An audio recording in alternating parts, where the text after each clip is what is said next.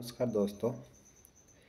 आज हम ये जानेंगे कि जिसका ओटीआर हो चुका है वह अपने ओटीआर से एसएसओ आईडी के माध्यम से किस प्रकार अपना फॉर्म फिल कर सकता है।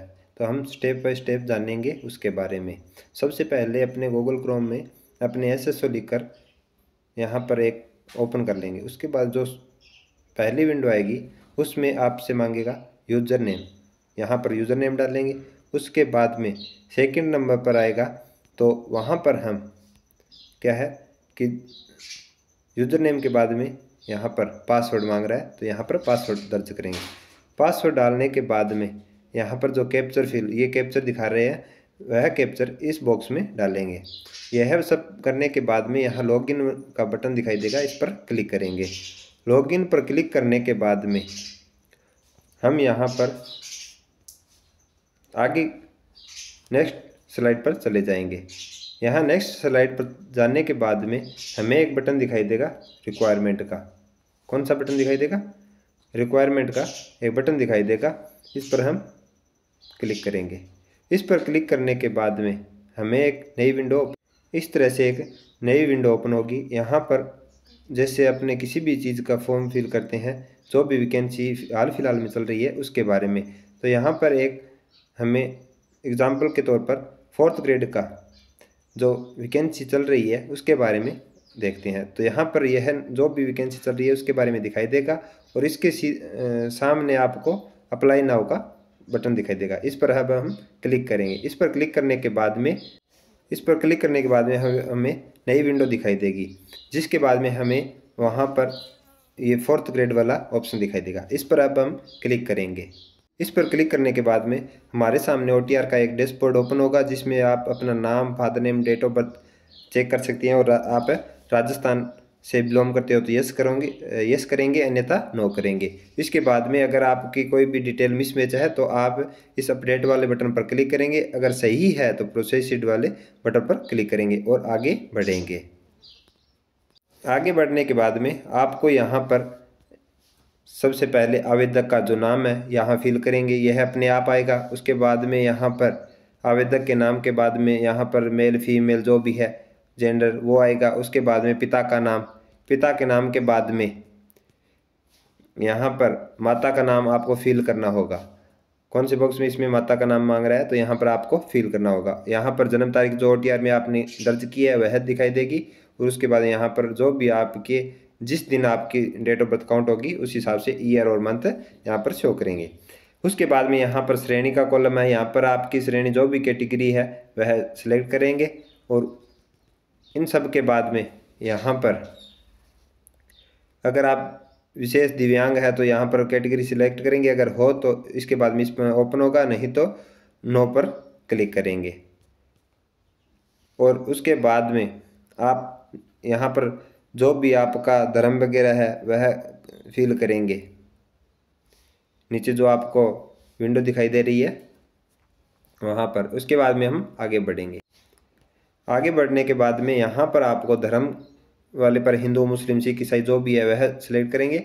और यहाँ पर विवाहित, अगर आप मैरिड है तो मैरिड करेंगे, नहीं तो अनमैरिड या सिंगल करेंगे। जब आप मैरिड करोगे तो यहाँ पर जीवन साथी का नाम जो भी आपकी पत्नी या पति का नाम है वह डालना होगा। उसके बाद में बच्चों की संख्या, यहाँ पर आपके कितने बच्चे हैं। उसके बाद में मोबाइल नंबर आएगा और सेम अगर उसी नंबर पर अगर आपका व्हाट्सअप चल रहा है तो यहाँ पर व्हाट्सअप नंबर में भी वही डालेंगे। उसके बाद में आप अपना ईमेल पता जो एसएसओ ओटीआर से उठाएगा, उसके बाद में अपना आधार नंबर यहाँ पर अपने आप ऑटो फिल करेगा। अगर आपने ओटीआर करते समय आधार कार्ड डाला है तो यहाँ पर अपने आप उठाएगा। इसके बाद में अगर आप राजस्थान के बाहर के अनुसूचित क्षेत्र से बिलोंग करते हैं तो यहाँ पर यस करेंगे, अन्यथा नो करेंगे और आगे बढ़ेंगे। यहाँ से आगे बढ़ने के बाद में यहाँ आपका एड्रेस मांग रहा है, पत्राचार का पता, जो भी आपको पोस्ट वगैरह आती है तो वहाँ पर तो पत्राचार का पता है। तो यहाँ पंक्ति 1 में अपना जो भी गांव, शहर जो भी है, वार्ड नंबर तो वो डालेंगे। उसके बाद में सेकंड में अपना पोस्ट ऑफिस डालेंगे और यहाँ पर अपना डिस्ट्रिक्ट या तहसील वगैरह डालेंगे। इसके बाद में अपने स्टेट का चुनाव करेंगे और यहाँ पर अपने उप तहसील का और यहाँ पर अपना शहर, गांव जो भी है उसका नाम डालेंगे। उसके बाद में यहाँ पर पिन कोड का कॉलम है, पिन कोड दर्ज करेंगे और आगे बढ़ेंगे।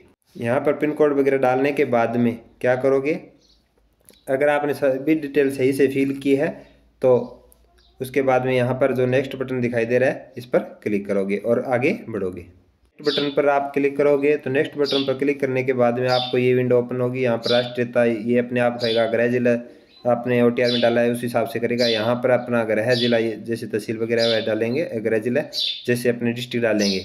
उसके बाद में अगर आप पूर्व स्थापित यानी कि इंडिया से बाहर के हैं तो यहाँ पर यस करेंगे और अपना किस देश से निवास करते हैं यहाँ पर डालेंगे, अन्यथा आप यहाँ पर नो करेंगे। और यह सब करने के बाद में आपको नीचे की तरफ आएंगे तो यहाँ पर आपको दिखाई देगा आप भूतपूर्व सैनिक है तो यहाँ पर यस करेंगे और अन्यथा नो करेंगे और आगे बढ़ेंगे।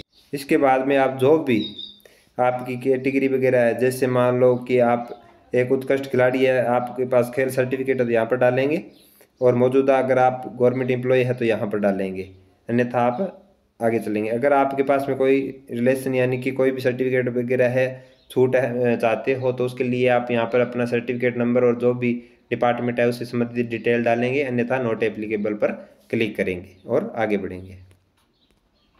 यहाँ से आगे बढ़ने के बाद में आपको क्या करना होगा, यहाँ पर एक चेक बॉक्स का आइकन दिखाई देगा, इस पर क्लिक करेंगे। यहाँ क्लिक करने के बाद में अपनी जो भी आपने क्वालिफिकेशन क्या रखी है उसके बारे में यहाँ पर डिटेल मांगेंगे तो उसको डालेंगे। यहाँ पर सबसे पहले आपको सेकेंडरी यानी कि 10वीं की मार्कशीट है तो यहाँ पर आपका जो भी सब्जेक्ट है वो डालेंगे। उसके बाद में अपने जो यूनिवर्सिटी वगैरह संस्थान है वहाँ का डालेंगे, और उसके बाद रोल नंबर और आपके परसेंटेज या जो भी ग्रेड में अंक आए हैं वह सेलेक्ट करेंगे। उसके बाद में आपने जिस वर्ष उत्तीर्ण किया है वह डालेंगे, और उसके बाद में प्रतिशत। इसी तरह सभी में अपनी अपनी डिटेल डालेंगे जिस स्ट्रीम से आपने कोर्स किया। यहाँ पर 12वीं सीनियर सेकेंडरी यानी कि 12वीं की डिटेल है, यहाँ पर आर्ट एग्रीकल्चर साइंस जो भी है तो यहाँ पर डालेंगे, अन्य सब्जेक्ट है तो यहाँ पर डालेंगे। उसके बाद में जिस बोर्ड से किया है तो यहाँ डालेंगे, और उसके बाद में यहाँ पर आपके रोल नंबर और परसेंटेज या जिसमें भी रिजल्ट है उसके बाद में आपके जो भी यहाँ पर जिस सन में आपने उत्तीर्ण किया है वह डालेंगे, और यहाँ पर आपने प्रतिशत अपडेट करेंगे। और उसके बाद में यहाँ नीचे आपको आएंगे, सारी डिटेल फिल करने के बाद में नेक्स्ट बटन का आइकन दिखाई देगा, इस पर क्लिक करेंगे। यह सब फिल करने के बाद में आपको यहाँ पर फोटो का ऑप्शन दिखाई देगा। यहाँ पर 50 से 100 KB के बीच में आपका साइज होना चाहिए।